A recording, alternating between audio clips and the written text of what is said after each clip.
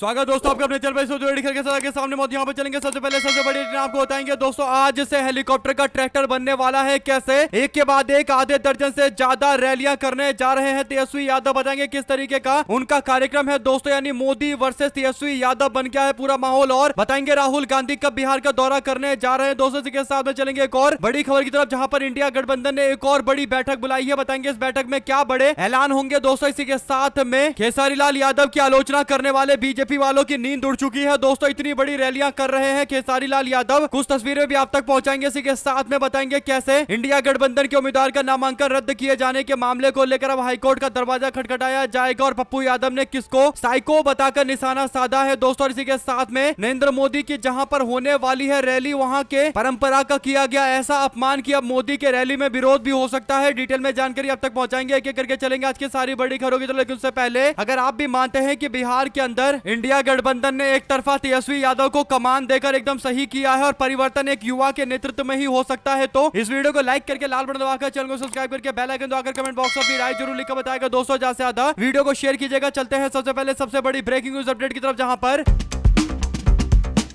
बिहार के विधानसभा चुनाव को लेकर केवल 15 दिनों का टाइम बचा हुआ है दोस्तों, जब विधानसभा चुनाव को लेकर वोट डाले जाएंगे। ऐसे में विधानसभा चुनाव के अंतिम दौर को लेकर अब एक के बाद एक ताबड़तोड़ रैलियां शुरू हो गई है दोस्तों। जैसे ही तेजस्वी यादव को पटना में आकर अगले बिहार के मुख्यमंत्री के तौर पर प्रोजेक्ट किया गया दोस्तों, वैसे ही महागठबंधन ने अपना सबसे बड़ा कार्ड खेल दिया है, यानी युवा नेतृत्व को आगे कर दिया। और भाजपाइयों और महागठबंधन से पूछा जा रहा है कि आपका नेता कौन है बताओ, लेकिन बीजेपी वालों में हिम्मत नहीं है कि वो बोल पाए कि नीतीश कुमार के नेतृत्व में ही अगली सरकार बनाई जाएगी अगर गलती से बीजेपी और एनडीए गठबंधन जीत जाती है। कुल मिलाकर दोस्तों बोल रहे हैं केवल नेतृत्व में चुनाव लड़ेंगे, लेकिन ये नहीं बोल रहे कि मुख्यमंत्री नीतीश कुमार बनेंगे। इससे पता चल रहा है कि एनडीए गठबंधन में नीतीश कुमार को शिंदे बनाने की पूरी तैयारी चल रही है। ऐसे में तेजस्वी यादव को जैसे ही महागठबंधन का निर्विरोध नेता घोषित किया गया, वैसे ही अब चुनावी समीकरण पलटते जा रहे हैं दोस्तों। तेजस्वी यादव आज पूरे महागठबंधन को अपने नेतृत्व में चुनाव लड़वाएंगे। आज से पूरी यात्रा शुरू हो चुकी है। आपको बता दें कि आज तेजस्वी यादव लगभग 9:30 बजे के आसपास जयप्रकाश नारायण हवाई अड्डे पर पहुंचेंगे, जहां से उनका आगमन होगा हेलीपैड से और वो महंत मिंटू दास हाई स्कूल और प्रखंड सलखुआ के सिमरी बख्तियारपुर में पहुंचने वाले हैं दोस्तों। यानी पहली सभा उनकी सिमरी बख्तियारपुर में होगी। इसके बाद 10:05 सुबह से यह यात्रा चलेगी दोस्तों, यानी रैली यहां पर होगी और 10:55 तक रैली समाप्त होकर तेजस्वी यादव यहां से निकलेंगे। इसके बाद तेजस्वी यादव 10:55 पर निकलेंगे और 11:25 होते होते दरभंगा में जनसभा करने के लिए केवटी दरभंगा पहुंचेंगे और यहां पर 11:25 से लेकर 2:15 तक उनकी यात्रा होगी दोस्तों। फिर वो आगे बढ़ेंगे, फिर मुजफ्फरपुर जाएंगे, यहां पर सभा को संबोधित करेंगे 12:45 से लेकर 1:40 के बीच में, और फिर उनकी यात्रा और आगे बढ़ने वाली है और वो उजियारपुर समस्तीपुर पहुंचेंगे और आगे जाकर महंत नारायण दास उच्च विद्यालय में भी उनका कार्यक्रम होगा दोस्तों। फिर यात्रा और आगे बढ़ेगी और वो हेलीपैड पर पहुंचेंगे संत कबीर महंत राम दयाल महाविद्यालय बाजार वैशाली, और इसके बाद उनका आगमन होगा बिदुपुर बाजार प्रधान कार्यालय और चकौसन बाजार और चकसिंदर सहायक कार्यालय। यानी पूरी तरीके से एक के बाद एक उनके ताबड़तोड़ कार्यक्रम है दोस्तों। एक एक दिन में 8-8 रैलियां कर रहे हैं तेजस्वी यादव, यानी आज से हेलीकॉप्टर एक ट्रैक्टर की तरह नजर आएगा दोस्तों, यानी हर 45 मिनट और 1 घंटे के अंदर हेलीकॉप्टर किसी दूसरे स्थान पर मौजूद रहेगा दोस्तों। यानी ताबड़तोड़ रैलियों का दौर शुरू हो चुका है और मोदी के सामने अब तेजस्वी यादव एक बड़ी चुनौती पेश कर रहे हैं दोस्तों। अगर आप भी मानते हैं कि ये पूरा चुनाव बिहार के बेटे तेजस्वी यादव और बाहर से आए हुए, खासकर गुजरात से आए हुए मोदी और शाह के बीच में हो रहा है, तो अपनी राय जरूर लिखकर बताएगा। ज्यादा से ज्यादा वीडियो को शेयर कीजिएगा दोस्तों। चलते हैं एक और अपडेट की तरफ, जहां पर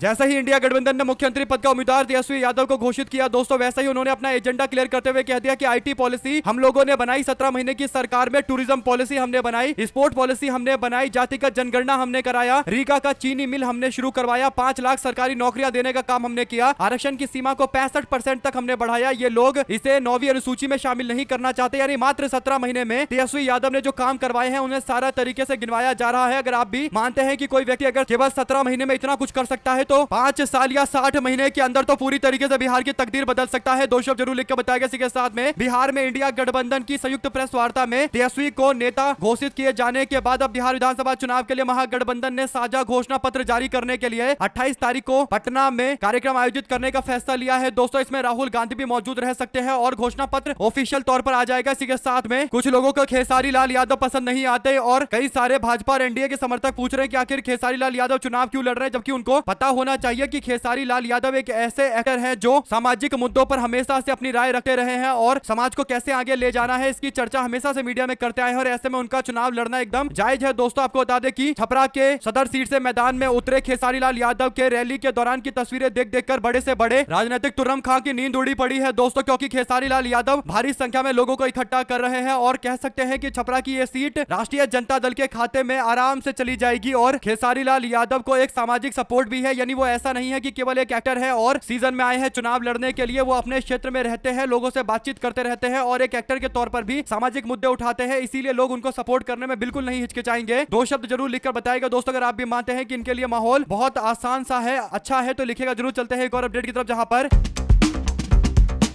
कैमूर जिले के रामगढ़ स्थित अपने पैतृक आवास पर प्रेस वार्ता करते हुए बक्सर के सांसद और आरजेडी के नेता सुधाकर सिंह ने मोहनिया विधानसभा की राजनीतिक हलचलों पर बयान दिया है, बड़ा बयान दिया है। उन्होंने कहा कि आरजेडी प्रत्याशी श्वेता सुमन का नामांकन गलत तरीके से रद्द किया गया है, लोकतंत्र में ये कदम न्याय व्यवस्था और संवैधानिक प्रक्रिया की अवहेलना है। सुधाकर सिंह ने कहा कि अगर किसी उम्मीदवार का 5 वर्ष पुराना जाति प्रमाण पत्र गलत था तो उससे अपील करने के लिए पटना में पदाधिकारियों के समक्ष जाना चाहिए था। उन्होंने कहा कि 20 अक्टूबर को नामांकन दाखिल किया गया, लेकिन 18 तारीख को शिकायत की गई, उस शिकायत के ऊपर कार्रवाई करते हुए नामांकन रद्द किया गया, इसीलिए मामला अब सीधा हाईकोर्ट जाएगा, यानी राष्ट्रीय जनता दल ने हाईकोर्ट जाने की तैयारी कर ली है दोस्तों। हालांकि राष्ट्रीय जनता दल ने यहां पर बिहार के कभी दिग्गज नेता के तौर पर काम कर चुके छेदी पासवान के बेटे रवि पासवान का समर्थन किया है। तेजस्वी ने अपने बंगले पर बुलाकर उनको समर्थन की बातें कही है दोस्तों। इसका मतलब राष्ट्रीय जनता दल मोहनिया सीट पर एक अच्छे उम्मीदवार के साथ मैदान में है, देखते हैं नतीजा किस तरीके का होता है। लेकिन अगर हाईकोर्ट में जीत होती है तो पुराने उम्मीदवार के साथ ही फिर लड़ाई लड़ती हुई राष्ट्रीय जनता दल दिखाई देगी दोस्तों। चलते हैं एक और अपडेट की तरफ जहां पर पूर्णिया के निर्दलीय सांसद और कांग्रेस पार्टी के नेता पप्पू यादव ने गिरिराज सिंह को साइको बताया है, यानी दिमागी अपंग बताने की कोशिश की गई है दोस्तों। उन्होंने कहा है कि केंद्रीय मंत्री अपनी विकास के बारे में बात करे, उनकी बीजेपी में क्या हैसियत है सबको पता है। पप्पू यादव ने कहा कि बीजेपी में गिरिराज सिंह शिखंडी के लायक भी नहीं है। आरजेडी के टिकट नहीं मिलने के बाद सीतामढ़ी के परिहार विधानसभा क्षेत्र से ऋतु जायसवाल भी विरोध कर रही है। चलते हैं एक और अपडेट की तरफ दोस्तों, जिसमें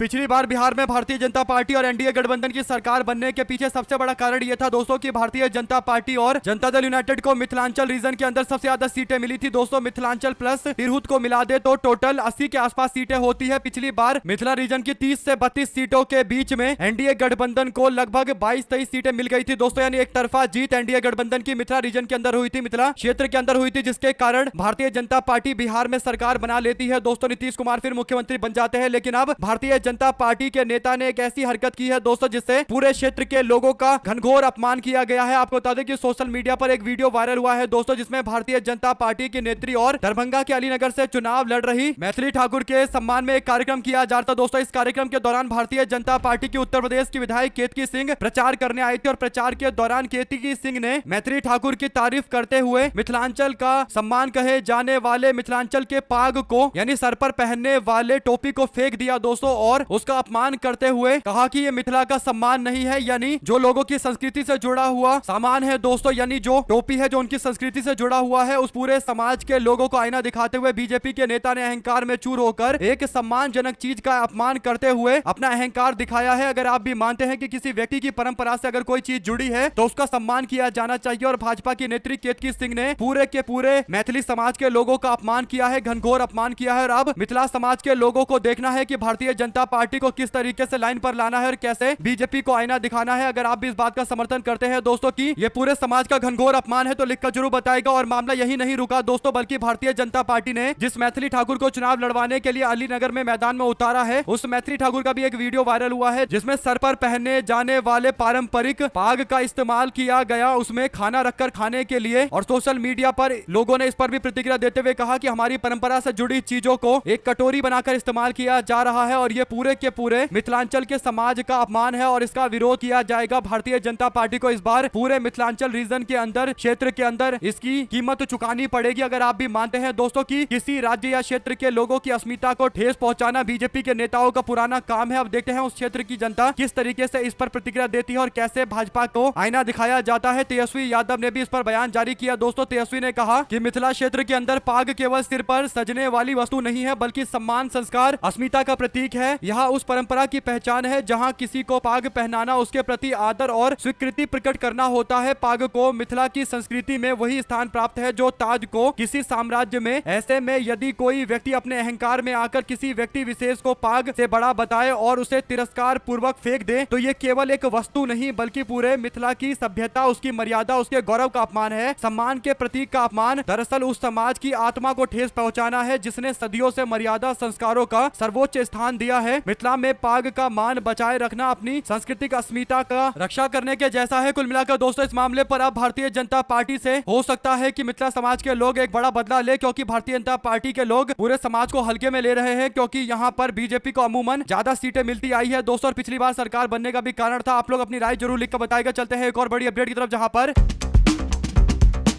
तेजस्वी यादव को मुख्यमंत्री पद का उम्मीदवार घोषित किए जाने के बाद कई सारे ऐसे मामले सामने आ रहे हैं जिससे लग रहा है कि इंडिया गठबंधन धीरे धीरे करके और ज्यादा प्रचंड मजबूत होता जा रहा है। दोस्तों खबर नवादा से सामने आती है जहां पर वारसलीगंज में महागठबंधन के उम्मीदवार सतीश सिंह उर्फ मंथन सिंह ने अपना नामांकन वापस ले लिया है। दोस्तों ये फैसला दो बाहुबलियों के बीच में कड़ी टक्कर के अटकलों के बीच में है। मंथन सिंह को महागठबंधन ने टिकट दिया था लेकिन बाद में उन्हें नाम वापस करने का निर्देश दिया गया। दोस्तों नामांकन वापस के बाद सतीश सिंह ने कांग्रेस के कुछ नेताओं पर दबाव में आने का आरोप लगाया। उन्होंने कहा कि जनता उनके साथ में है, वो किसी से भी डरने वाले नहीं है। मंथन सिंह ने बताया कि 2006 से राजनीति में सक्रिय है, लेकिन अब जो जानकारी है दोस्तों उनके नामांकन वापस होने की जानकारी, तो उससे अब स्थिति इस तरीके की बन गई है कि यहाँ पर आरजेडी के उम्मीदवार के वोट कांग्रेस पार्टी का व्यक्ति नहीं काटेगा दोस्तों। यानी यहाँ पर दो उम्मीदवार उतरे हुए थे इंडिया गठबंधन के, लेकिन मामला सॉल्व हो चुका है। इसी के साथ में चलते हैं एक और अपडेट की तरफ, जहाँ पर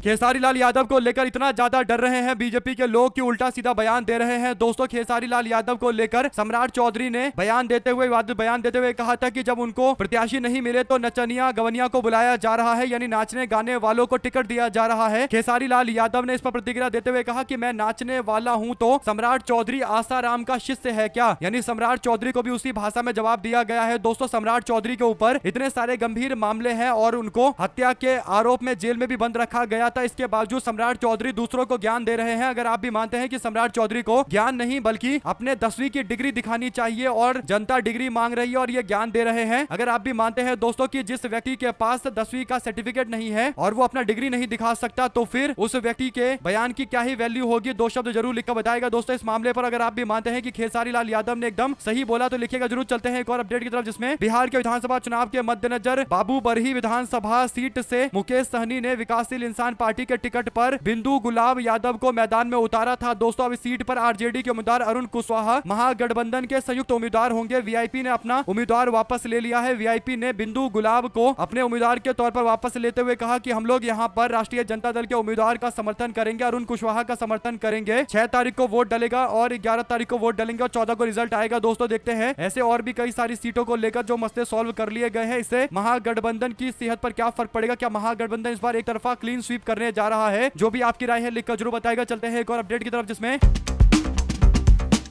आजकल टीवी चैनल पर काम करने वाले कुछ ऐसे एंकर होते हैं दोस्तों जिनको देखकर ही लगता है कि वो सत्ताधारी पक्ष के पूरी तरीके से गुलाम होकर काम कर रहे हैं और उनकी भाषा अगर आप सुनेंगे तो आप क्लियर हो जाएंगे कि एकदम वैसा ही गुलामी चल रही है और सत्ताधारी पक्ष के लोगों के साथ में खड़े हैं और इनडायरेक्ट तरीके से उनका प्रोपेगेंडा चला रहे हैं। ऐसी ही एक तस्वीर सामने आई दोस्तों जिसे लेकर एंकर अमीश देवगन को लेकर सवाल खड़े हुए। दोस्तों तस्वीर में दिख रहा है कि अमीश देवगन बैठे हुए हैं अमित शाह के सामने और अमित शाह उनकी ओर जूता करके बैठे हुए हैं। दोस्तों सम्मान भी नहीं दे रहे हैं। इस पर कृष्णकांत ने लिखा कि जूता सामने है और रीढ़ झुकी हुई है, फोटो भी जारी हो गया है, मतलब अब छुपाना भी नहीं है। पेशे की ना सही मनुष्य की अपनी एक गरिमा होती है, न्यूनतम स्वाभिमान होता है, यहाँ कुछ नहीं बचा। और अगर आप कमेंट पढ़ेंगे दोस्तों तो उसमें ऐसी ऐसी बातें लिखी है कि जो बोला भी नहीं जा सकता। 2 शब्द जरूर लिख कर बताएगा। चलते हैं एक और अपडेट की तरफ, जिसमें उत्तर प्रदेश की राजनीति में एक बड़ा उलटफेर हो रहा है। दोस्तों बहुजन समाज पार्टी ने कानपुर मंडल के प्रभारी शमसुद्दीन राइन को पार्टी से निष्कासित कर दिया है। ये कार्रवाई अनुशासनहीनता और गुटबाजी के आरोप के चलते किया गया है। पार्टी की ओर से जारी आधिकारिक प्रेस विज्ञप्ति में बताया गया कि झांसी के निवासी शमसुद्दीन राइन ने ऐसा काम किया और ऐसा व्यवहार किया है जिससे पार्टी की छवि खराब हुई है और पार्टी ने पहले चेतावनी दी थी, लेकिन इसके बावजूद उन पर आरोप है कि वो पार्टी विरोधी गतिविधियों में शामिल थे, इसीलिए अंततोगत्वा उनके ऊपर कार्रवाई की गई। मायावती ने ऐलान किया कि अगला उत्तर प्रदेश का विधानसभा चुनाव वो अकेले यानी बहुजन समाज पार्टी अकेले लड़ेगी। दोस्तों ऐसे में संगठन में कई सारे बड़े बदलाव हो रहे हैं। बसपा अनुशासन को तरजीह देना चाहती है, इसीलिए एक्शन हुआ है। इस पर आपकी क्या प्रतिक्रिया है दोस्तों? 2 शब्द जरूर लिखकर बताइएगा। चलते हैं एक और अपडेट की तरफ, जहां पर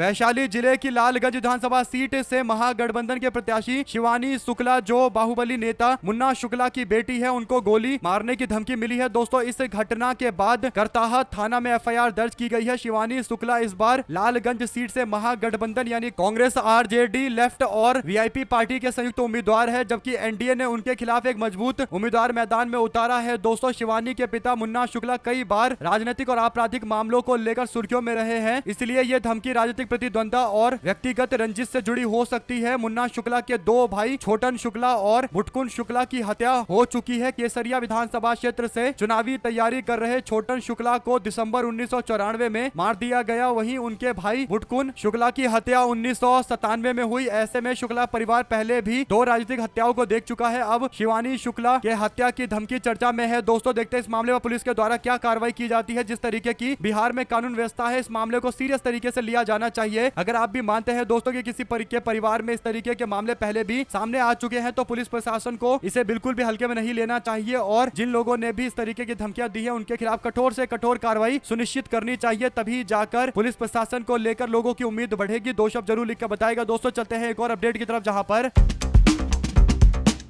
मिथिलांचल के क्षेत्र के अंदर भारतीय जनता पार्टी के लोगों के द्वारा बार बार अपमानजनक शब्दों का इस्तेमाल किए जाने के बाद आज नरेंद्र मोदी बिहार के समस्तीपुर यानी मिथिलांचल के क्षेत्र में मौजूद रहेंगे। दोस्तों प्रधानमंत्री मोदी जननायक कर्पूरी ठाकुर की जन्मभूमि और कर्मभूमि से मिथिलांचल के चुनावी अभियान की शुरुआत करेंगे, लेकिन प्रधानमंत्री मोदी का आज जोरदार तरीके का विरोध हो सकता है। दोस्तों जो हरकतें बीजेपी के विधायक ने की है और भारतीय जनता पार्टी ने अभी तक उससे इस्तीफा नहीं लिया और माफी भी नहीं मांगी है, तो कहीं ना कहीं मोदी को विरोध का सामना करना पड़ सकता है। अगर आप भी मानते हैं कि अब मिथिलांचल क्षेत्र के जनता को तय करना है कि वो अपनी संस्कृति का अपमान करने वाले बीजेपी का क्या कभी दूर दूर तक भी साथ दे सकते हैं, क्या वो अपनी संस्कृति से प्यार करते हैं या फिर भारतीय जनता पार्टी की गुलामी करते हैं, जो बीजेपी सोचती है कि उसे यहां से सबसे ज्यादा सीटें मिलेगी। ज्यादा से ज्यादा वीडियो को शेयर कीजिएगा। दोस्तों चलते हैं एक और अपडेट की तरफ, जहां पर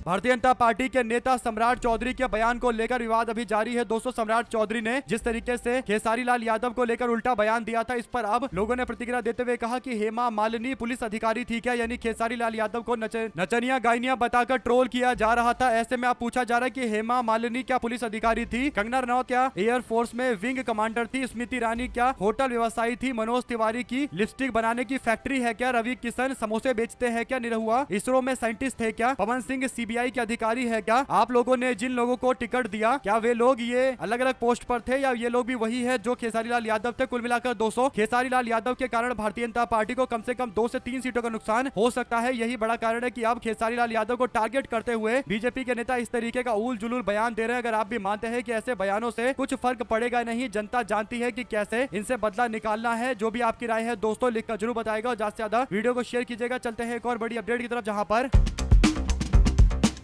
अररिया के नरपतगंज प्रखंड के डुमरिया स्थित मध्य विद्यालय में कार्यरत एक विशिष्ट शिक्षक ओम प्रकाश यादव को तत्काल प्रभाव से निलंबित कर दिया गया है। दोस्तों उन्होंने एक राजनीतिक पार्टी के पक्ष में प्रचार प्रसार किया था, जिसके बाद चुनाव आयोग के द्वारा यह एक्शन लिया गया है। लगातार आचार संहिता के उल्लंघन को लेकर कई सारे बड़े कदम उठाए गए हैं, कई सारे एक्शन हो चुके हैं। दोस्तों आप लोग इस पूरे मामले पर क्या प्रतिक्रिया देना चाहते हैं लिखकर जरूर बताएगा। चलते हैं एक और बड़ी अपडेट की तरफ, जहां पर गुरुवार को नीतीश कुमार ने वैशाली के अंदर प्रेम राज हाई स्कूल में एनडीए की चुनावी सभा को संबोधित किया। बिहार विधानसभा चुनाव के लिए आयोजित इस विशाल रैली का दावा किया गया, लेकिन गठबंधन के वरिष्ठ नेताओं की मौजूदगी के साथ भी लोगों का कोई कुछ खास बड़ा समर्थन दिखाई दिया नहीं। दोस्तों लोग काफी कम संख्या में आए हुए थे। नीतीश कुमार जो पहले जितनी बड़ी रैलियां किया करते थे उसके सामने तो ये एक समझ जाइए कि 10% की रैली भी नहीं थी। वैशाली सीट से जेडीयू के प्रत्याशी सिद्धार्थ पटेल का पहले भी पुरजोर तरीके का विरोध हो चुका है, लेकिन नीतीश कुमार फिर भी उनको टिकट देकर मैदान में उतार रहे हैं। हालांकि नीतीश कुमार के टिकट देने से क्या होगा, जनता ने जब मन बना लिया है कि सिद्धार्थ पटेल का विरोध किया जाएगा तो विरोध होता हुआ भी नजर आ रहा है। दोस्तों ऐसे में रैलियों में भीड़ नहीं जुटना और नीतीश कुमार के द्वारा वही घिसा पेटा पुराना बयान देना, क्या आप भी मानते हैं कि ये सारे संकेत है कि आने वाले दिनों के अंदर बिहार में महागठबंधन अपना पुरजोर तरीके का दबदबा दिखा रहा है और इस बार तेजस्वी यादव बचे कुची कसर को भी पूरा कर देंगे? तो अपनी राय जरूर लिखकर बताएगा। दोस्तों ज्यादा से ज्यादा वीडियो को शेयर कीजिएगा। इसी के साथ में अगर आप भी मानते हैं कि बिहार के विधानसभा चुनाव में जो आज समाज के समीकरण है उसमें तेजस्वी यादव क्योंकि एक युवा नेता है तो उनको मुख्यमंत्री पद का उम्मीदवार घोषित किया जाना एक मास्टर स्ट्रोक हो सकता है और वीआईपी पार्टी पूरे के पूरे मल्लाह समाज के वोट इकट्ठा कर सकती है। तकरीबन 80 से 90% समाज के लोग इंडिया गठबंधन को सपोर्ट करेंगे। जो भी आपकी राय है दोस्तों लिखकर जरूर बताएगा। हमारे साथ लगातार जुड़े रहने के लिए आप सभी दोस्तों, भाइयों, बहनों, मित्रों का बहुत बहुत धन्यवाद। आप लोग देख रहे थे आपका अपना चैनल जय हिंद, जय भारत। ज्यादा से ज्यादा वीडियो को शेयर कीजिए दोस्तों। बहुत